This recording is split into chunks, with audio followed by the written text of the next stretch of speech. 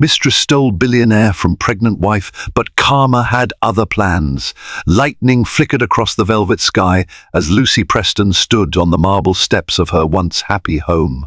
She was 7 months pregnant, her hand gently curved over the life growing inside her.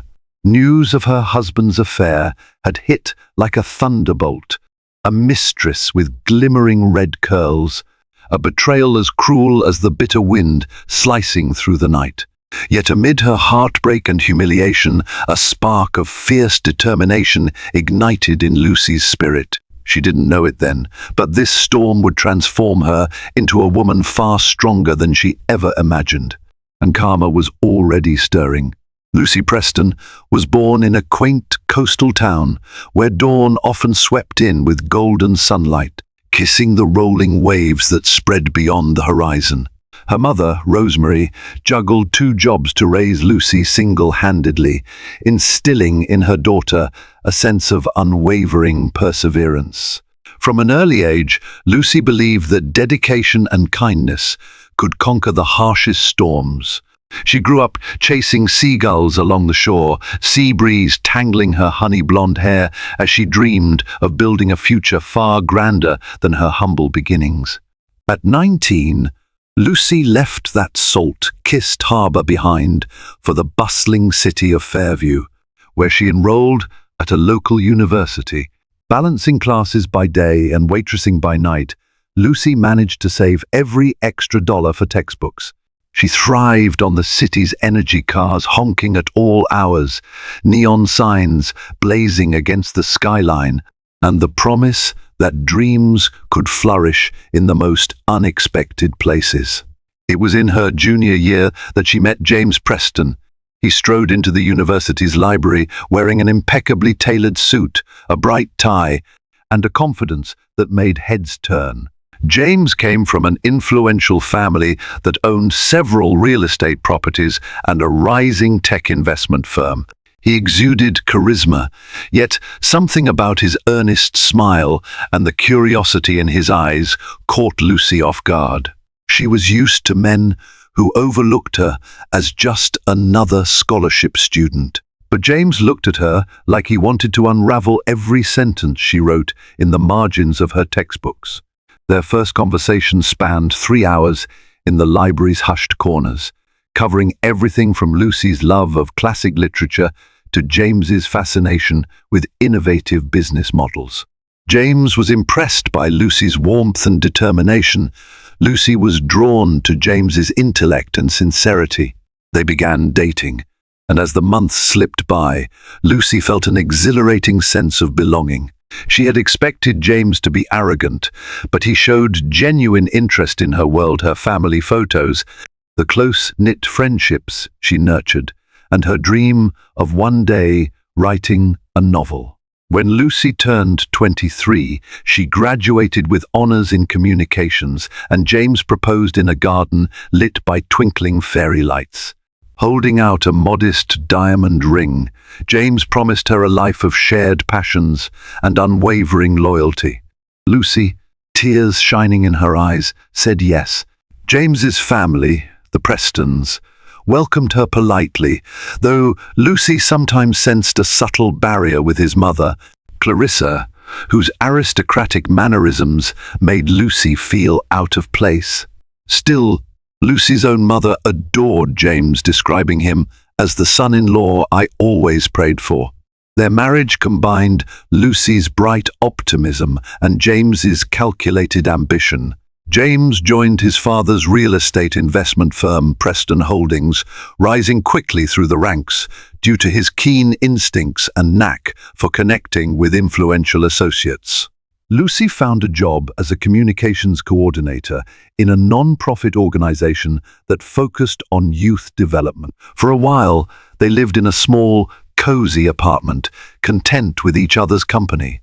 Then success expanded James's world. He began traveling frequently for business, sealing deals in New York, San Francisco, and London.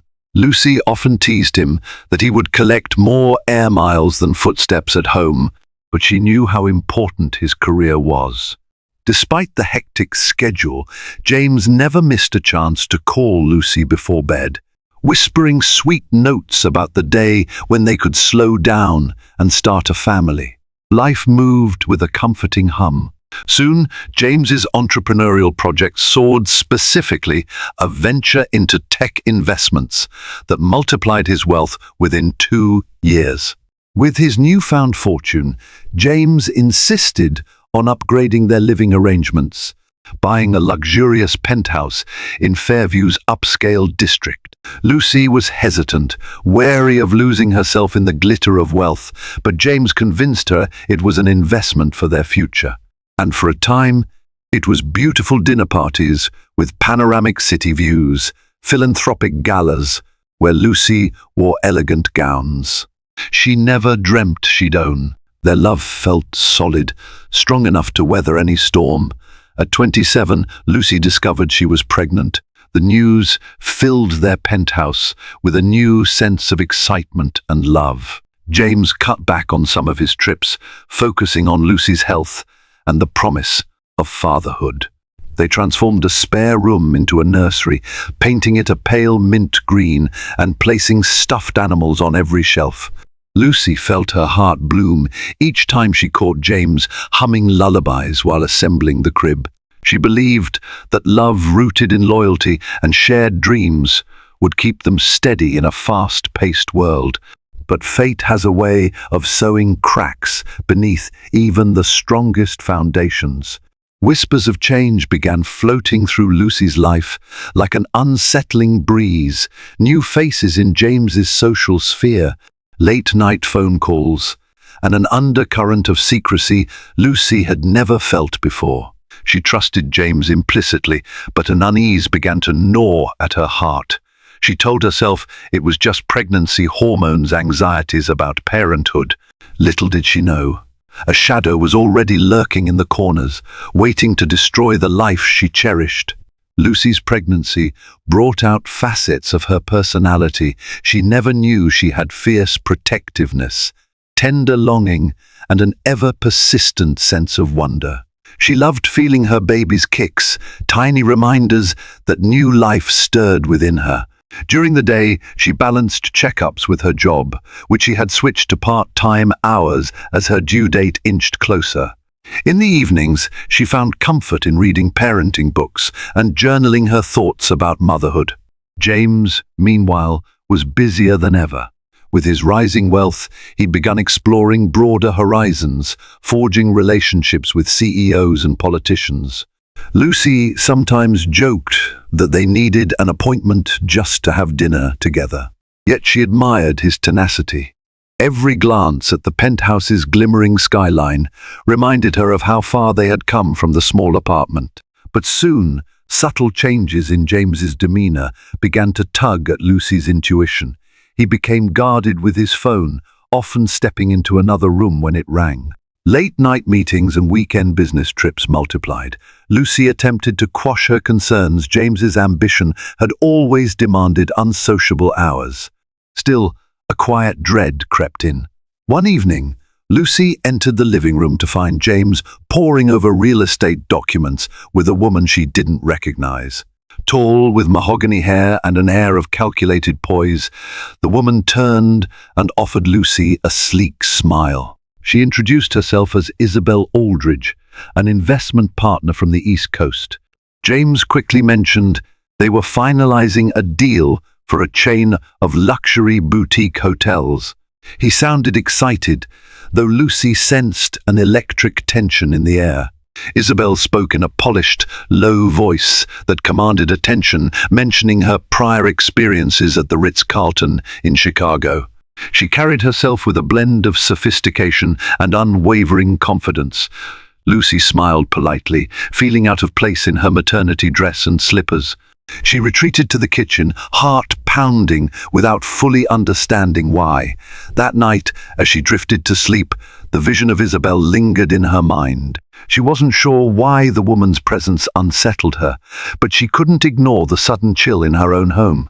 Over the following weeks, the name Isabel crept up more frequently than Lucy liked.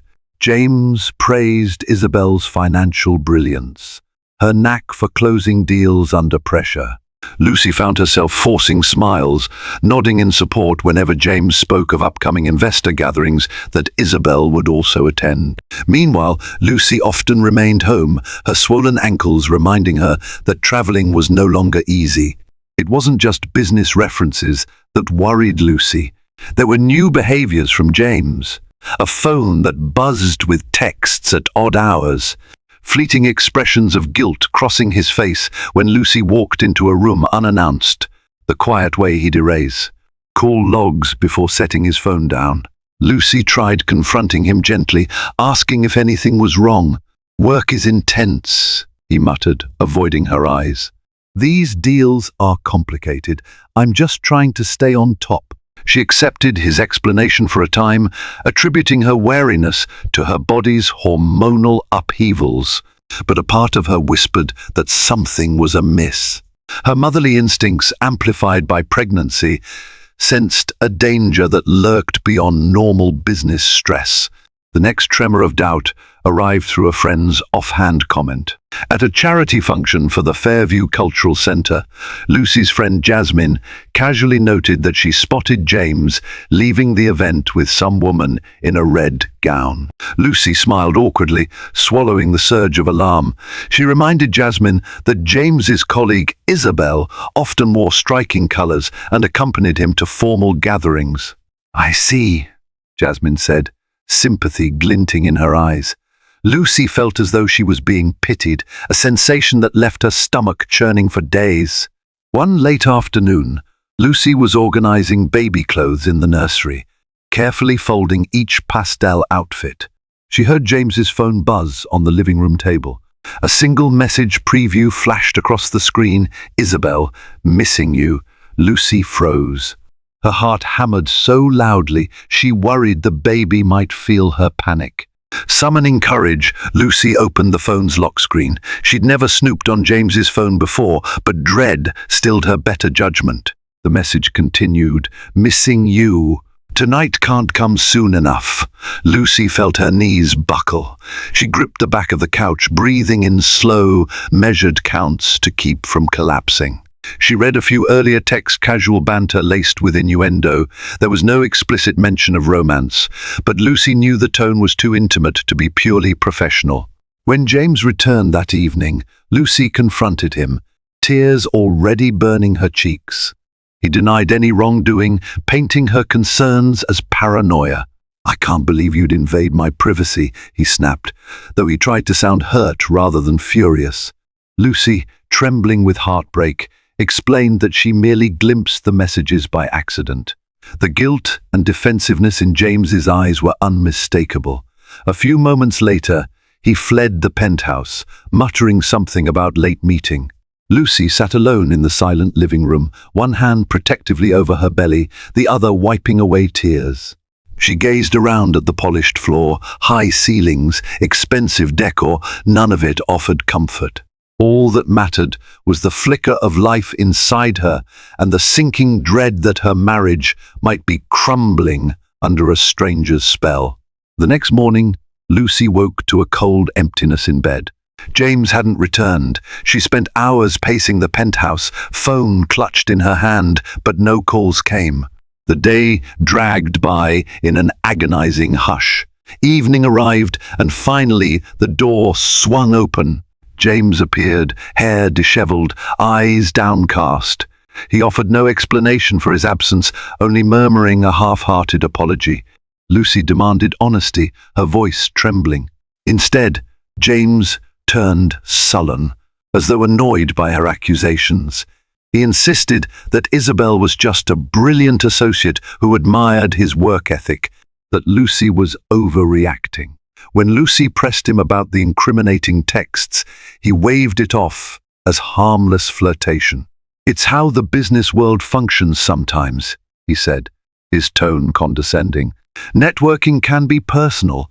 Don't blow this out of proportion." In her heart, Lucy recognized the cracks in their relationship could no longer be patched with empty reassurances. She remembered the nights spent with James discussing their dreams, the laughter shared over cheap pizza in their first cramped apartment. How had they fallen so far? Days turned into weeks, and Lucy found herself increasingly alone in the penthouse. James's business trips multiplied, often with Isabel in tow.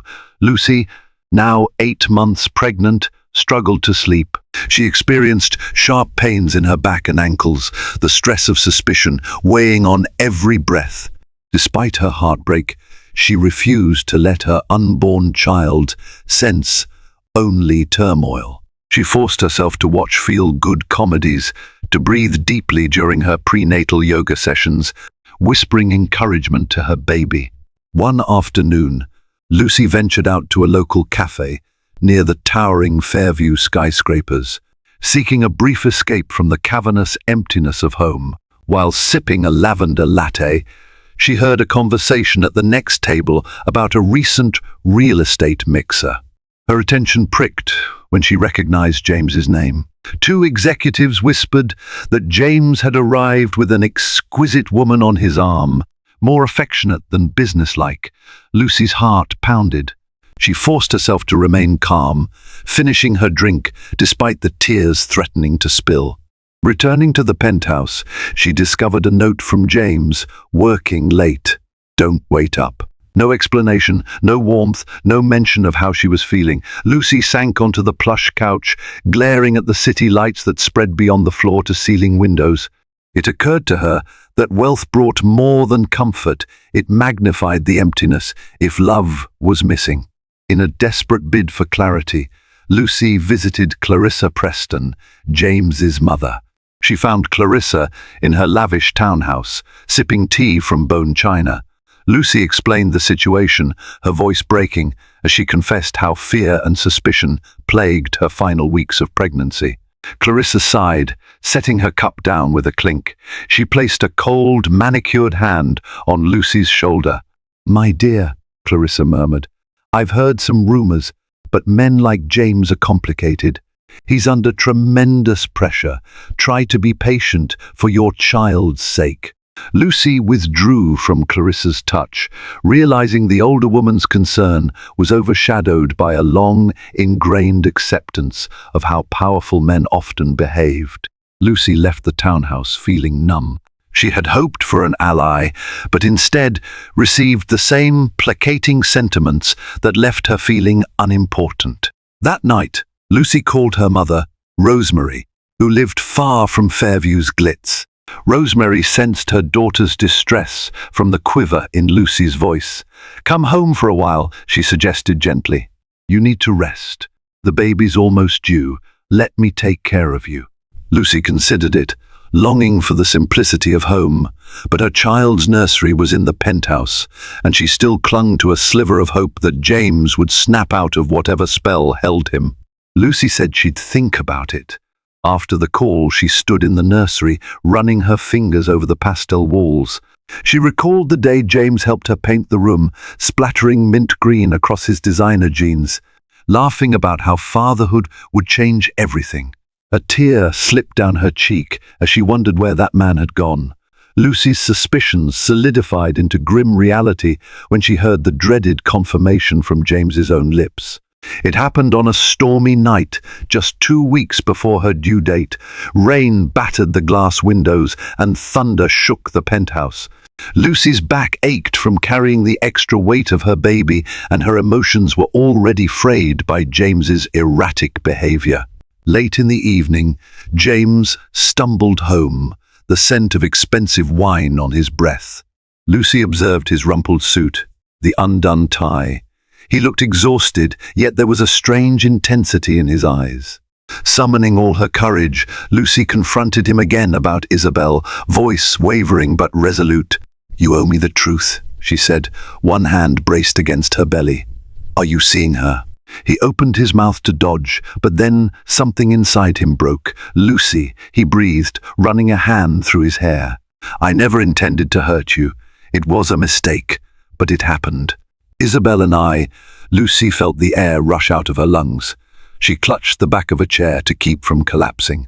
Even though she'd suspected it, hearing it was a dagger to the heart. Her mind reeled, recalling the tender moments they once shared, the vows exchanged under fairy lights. Now all overshadowed by a single name, Isabel. "Why?" Lucy whispered, tears sliding down her cheeks. "I gave you everything, my trust, my love. We have a baby on the way." James's gaze flickered with shame.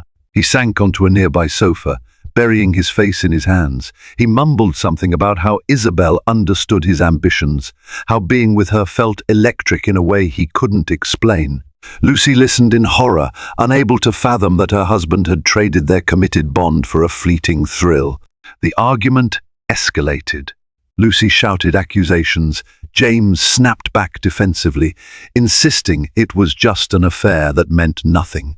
The callousness of that word "nothing" speared Lucy. Her chest constricted, she could hardly breathe. The stress was overwhelming, and she feared for her unborn child's health amid her racing heartbeat and trembling hands. Finally, Lucy managed to speak through sobs. "I want you to leave," she said, trembling with anger and betrayal. James opened his mouth to protest, but Lucy shot him a glare that silenced him. She pointed toward the door. He rose unsteadily, grabbing his coat without another word.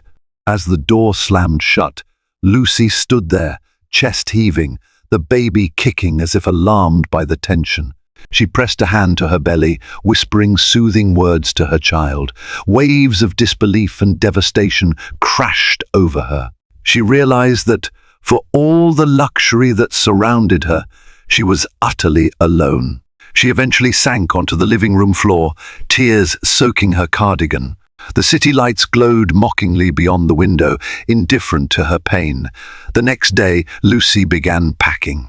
She would return to her mother's house, where love was unconditional and the air smelled of home-cooked meals instead of heartbreak. She scrolled through her phone contacts, ignoring messages from James, who typed paragraph after paragraph, apologizing, claiming confusion. Lucy's tears had dried, replaced by a dull ache in her chest. Before she left, Lucy scrawled a note on the kitchen island. "I need peace. Don't follow me." Then she glanced around the penthouse one last time, recalling the hopeful girl she'd been, a pregnant wife. Certain that loyalty would conquer all. Her heart pounded with finality as the elevator doors slid shut. At that moment, Lucy had no idea how her story would unfold, but she knew that the life she once treasured was gone. In the warm, welcoming space of Rosemary's modest home, Lucy found a semblance of peace. A small bedroom became her refuge, its walls adorned with faded photographs of her childhood. A single window overlooked a patch of wildflowers where butterflies flitted in the morning sun. The quiet was a balm for Lucy's shattered spirit. Each night, she fell asleep to the soft drone of crickets rather than the hollow hush of the penthouse. 2 weeks after Lucy's arrival, labor pangs gripped her. It was a blistering afternoon in early summer. Rosemary helped Lucy into the car, voice trembling yet reassuring, as they drove the winding roads to Fairview General Hospital, an unassuming brick building known for its compassionate maternity ward. Lucy clutched her mother's hand, heart hammering not only with pain, but with the raw terror of stepping into motherhood under a cloud of heartbreak. Hours of labor threatened to break her resolve, but Lucy remembered why she endured. She focused on the life stirring inside her, summoning every ounce of determination. In a whirl of bright operating lights and measured instructions, Lucy gave birth to a baby boy. His cries pierced the hospital room with a vitality that shook Lucy's battered soul. Tears streamed down her face as a nurse placed the newborn in her arms. She named him Noah, symbolizing a fresh start, a promise of salvation after a storm. In that miraculous moment, Lucy's heart expanded beyond the borders of her anguish. Noah was small, his features delicate, yet his presence was immeasurably powerful.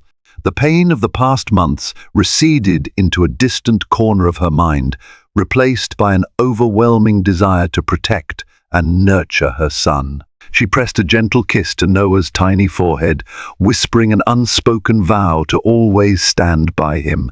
Rosemary hovered nearby, weeping tears of joy.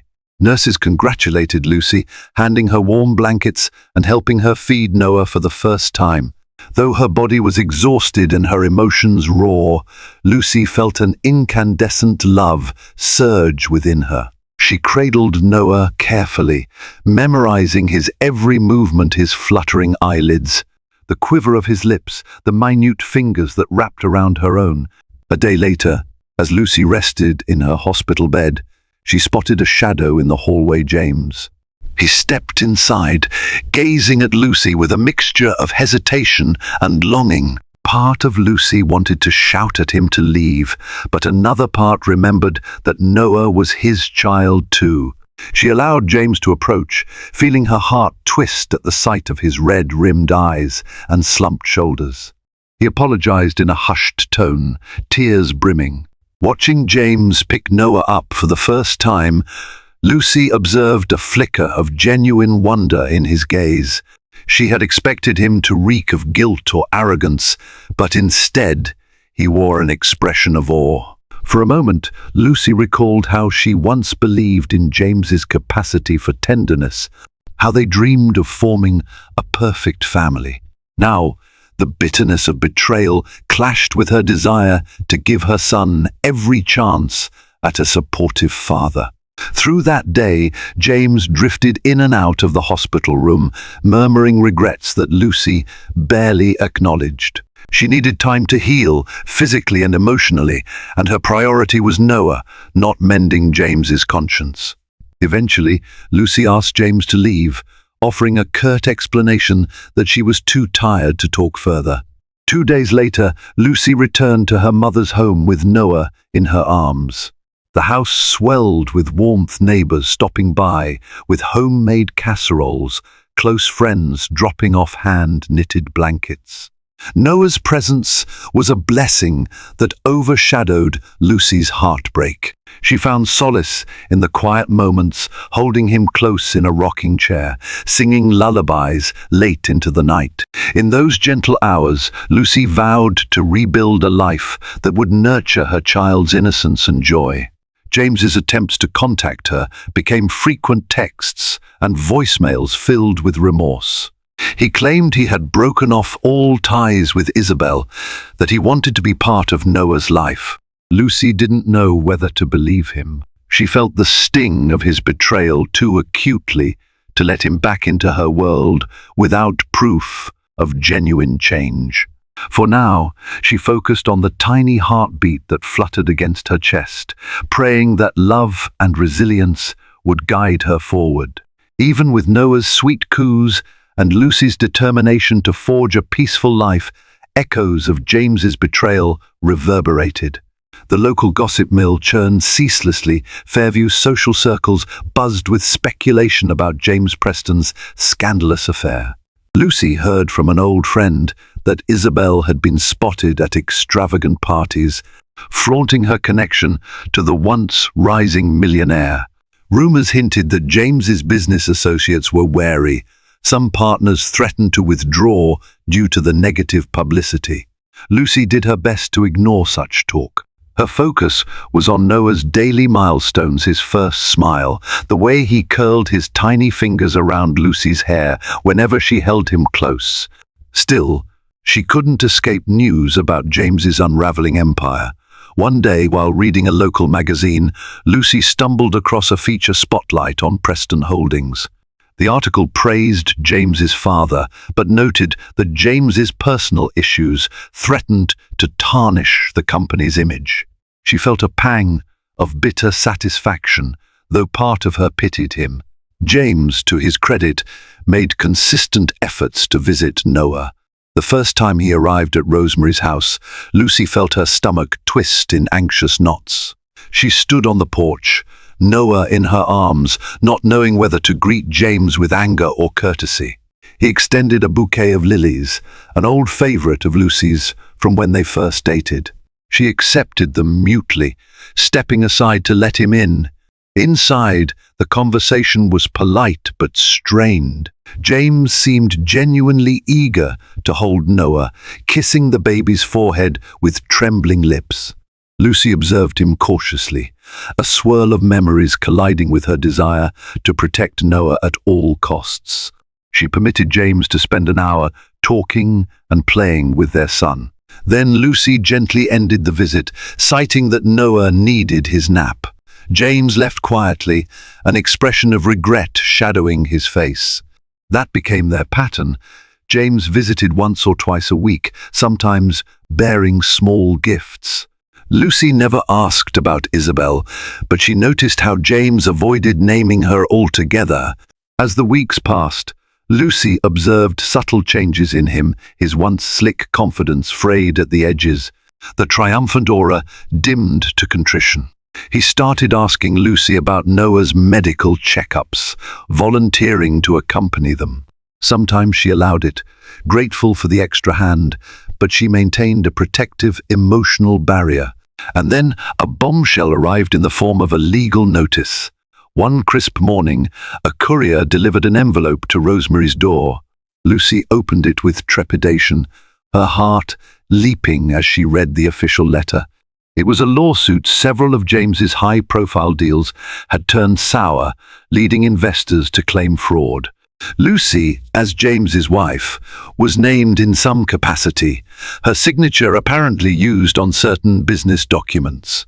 Lucy's hands shook with fury and fear, realizing her personal finances and future security could be entangled in James's downfall. Immediately, Lucy called her lawyer, a recommendation from a friend. The lawyer calmed her, explaining that, depending on her involvement, Lucy might be exonerated from liability. But it would require a legal separation or divorce, as well as a thorough accounting of James's business practices. Lucy felt tears burning at the back of her eyes. She had never imagined her marriage would end in such turmoil, and yet protecting Noah was now paramount. That evening, Lucy texted James, demanding answers. He arrived at Rosemary's house, shoulders sagging, his voice a hoarse whisper, as he explained that, in an attempt to secure a risky real estate deal, some documents had included Lucy's name to project familial stability to certain conservative investors. James claimed he'd planned to share it with Lucy after everything was finalized, to avoid stressing her during pregnancy. Lucy balked at the betrayal. She saw now that it wasn't just about the affair. James had exploited her trust in more ways than one. Faced with Lucy's silent wrath, James pleaded for forgiveness. He admitted that his arrogance and longing for success had led him astray, culminating in heartbreak for them both. Lucy felt no solace in his confessions. She politely but firmly asked him to leave, making it clear that her priority was ensuring she and Noah wouldn't be dragged into a legal quagmire. That night, Lucy cradled Noah in the moonlit nursery, tears streaming down her cheeks as she comprehended the magnitude of James's deceit. She vowed that no matter how deep the betrayal, she would stand firm and protect her child. Slowly, the tide of karma began rolling in. Word spread that Isabel Aldridge was courting new investors, drifting away from James's faltering projects. Lucy caught snippets of rumors that Isabel was often seen with another affluent businessman, forging an alliance in pursuit of even bigger profits. James, with his personal life in disarray and lawsuits stacking up, found his once stellar reputation tarnishing faster than a neglected piece of silver. Lucy watched these developments from a distance, torn between relief and sorrow. She didn't relish James's downfall, but a part of her felt a grim satisfaction that the illusions he'd chased were crumbling. Even Clarissa Preston, once unwaveringly proud of her son, had grown subdued in social appearances. Lucy heard that Clarissa had scolded James for his reckless actions privately but fiercely. Meanwhile, Lucy's daily routine revolved around Noah. He was her lifeline of joy, his soft giggles and bright-eyed wonder shining through every grey day. As she adjusted to motherhood, Lucy discovered new depths of resilience within herself. She overcame sleepless nights, juggled diaper changes, and learned to read the subtle cues of Noah's wants and needs. Each milestone, his first attempts at rolling over, the way he grasped a rattle reaffirmed Lucy's commitment to building a stable world for him. To support herself and Noah, Lucy began freelance consulting in communications. She worked from Rosemary's dining table, laptop open amid scattered baby blankets. Though the pay was modest, it allowed Lucy to contribute to household expenses and maintain a semblance of independence. She realized, with a sense of irony, that her communications background helped her craft campaigns that others would use to shape reputations and art. James had abused in his pursuits of wealth. James's visits continued, albeit sporadically. On certain afternoons, he showed up looking haggard, but desperate to see Noah. Lucy always allowed it, ensuring her mother or a friend was around. She wasn't yet ready to trust James alone with her baby, not until the legal matters were clarified and James's intentions were truly honorable. She noticed a growing weariness in him, a sense that he'd lost the shimmering illusions that once propelled him. Eventually, Lucy summoned the courage to file for legal separation. She wept quietly after signing the papers, haunted by the memory of exchanging vows in a modest church ceremony, surrounded by people who believed in their forever. Yet she realized that holding on to a broken marriage out of sentimentality would only harm her child in the long run. She had to protect both herself and Noah. Around this time, Lucy received an unexpected phone call from an editor at the New York Times. They were investigating a feature on the pitfalls of unchecked ambition in real estate. James Preston's case had reached their radar. The editor asked if Lucy was willing to share her perspective anonymously, if preferred.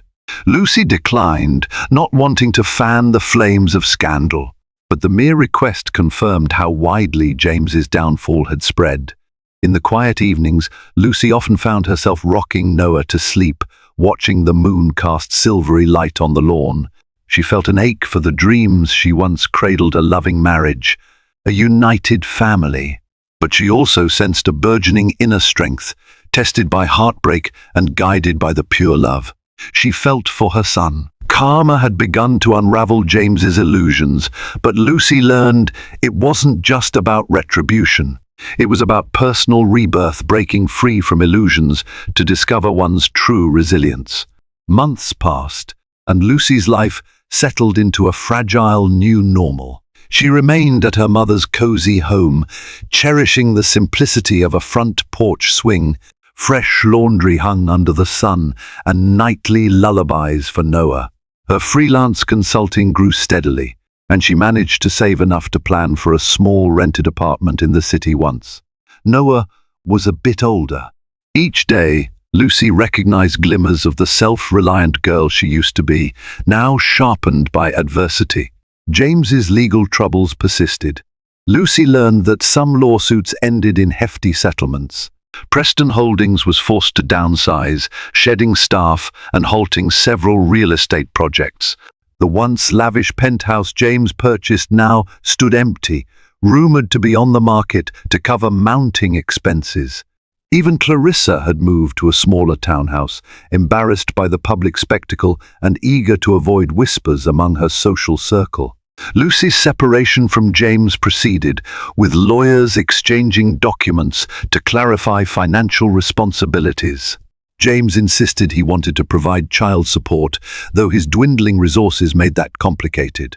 Lucy quietly appreciated the gesture, but resolved to support Noah independently if James's money dried up. She refused to let her son become collateral in James's battles. Throughout this turmoil, Isabel Aldridge had seemingly disappeared from James's orbit, rumored to be in Europe seeking new partnerships. Lucy gleaned from acquaintances that Isabel left a trail of broken alliances behind her, pivoting smoothly whenever a deal turned sour. Lucy felt a pang of pity for James. He'd gambled on a fickle mistress, only to lose everything he once held dear. Perhaps ironically, Lucy found a stable friend in Kyle Moran, her lawyer. Kyle was gentle yet firm, guiding Lucy through the complexities of separation and potential custody arrangements. Over coffee one afternoon, Lucy opened up about her heartbreak, confessing how she once believed money and love could coexist without corruption. Kyle listened attentively, reminding her that it was courage, not wealth, that formed the true backbone of any relationship. In time, Lucy gathered the courage to attend a local community meeting about small business support. She sat among other budding entrepreneurs, exchanging ideas on marketing and brand building.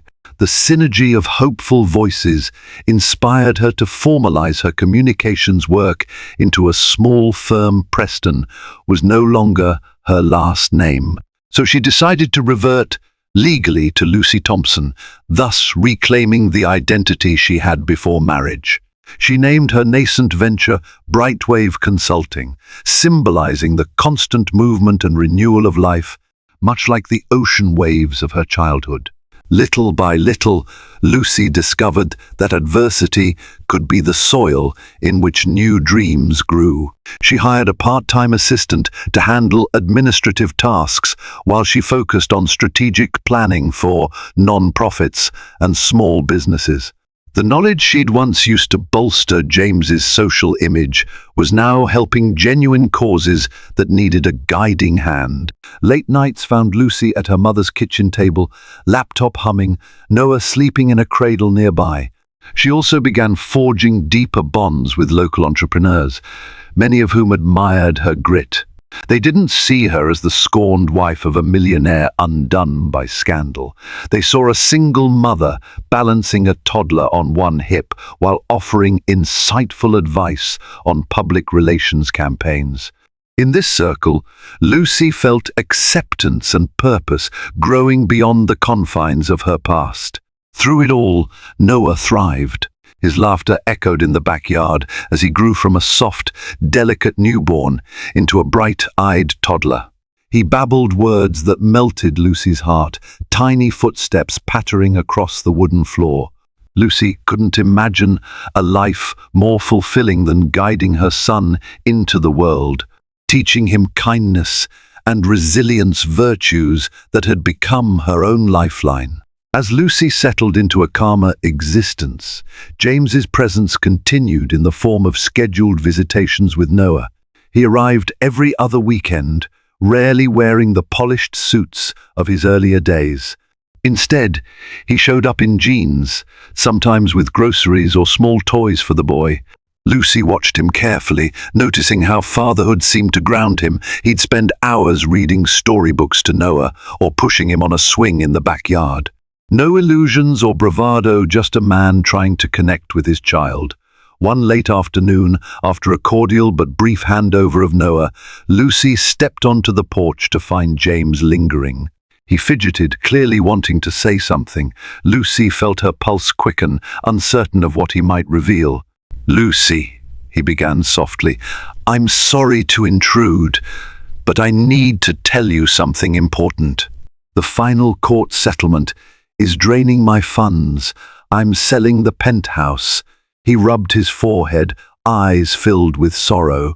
"It's part of my penance, I guess. I wanted you to know that I plan to pay what I can for Noah's future, but there may be less than promised." Lucy studied him, recalling how grand he'd once been, only to witness him standing humbled, hair ruffled by the wind.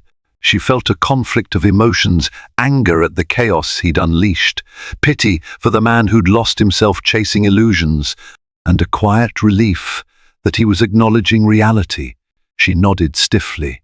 "I appreciate you telling me," Lucy replied, "but we'll manage. Noah and I will be fine, with or without your money." James swallowed, gaze dipping to the porch steps.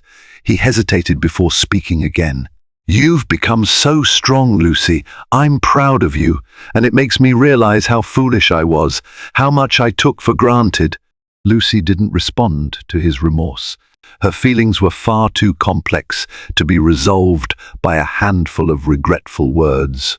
After a moment of silence, she walked back inside, leaving James to grapple with his reflections.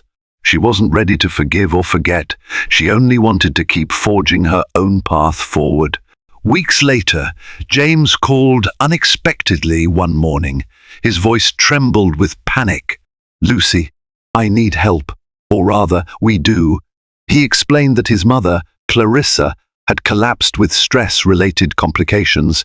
She was hospitalized, alone and scared. Lucy felt an instinctive surge of empathy. Despite Clarissa's frosty manner, Lucy understood the older woman's deep love for her family. Without hesitation, Lucy left Noah in Rosemary's care and drove to the hospital. She found Clarissa in a dimly lit ward, and the fourth drip in her arm, looking more fragile than Lucy had ever seen. James stood by the bed, eyes moist. Lucy approached tentatively, placing a hand on Clarissa's shoulder.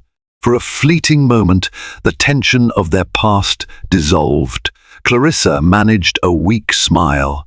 "Thank you for coming. I'm sorry for all that's happened," she said, her voice raspy. "James made such mistakes, but he's my son. I never meant to drive you away or condone his actions. I just hoped he'd realize his errors before it was too late." Lucy nodded, heart softening. She understood now that heartbreak wasn't a solitary affliction. It rippled through families, altering bonds and forging unexpected alliances. Over the next few days, Lucy helped coordinate doctors' visits, ensuring Clarissa had a comfortable recovery.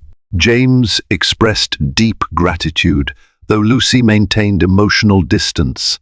Still, she felt a shift, like a final bridge between them was being built, if only for Noah's sake. Upon Clarissa's discharge, Lucy returned to her routine, but a lingering awareness tugged at her.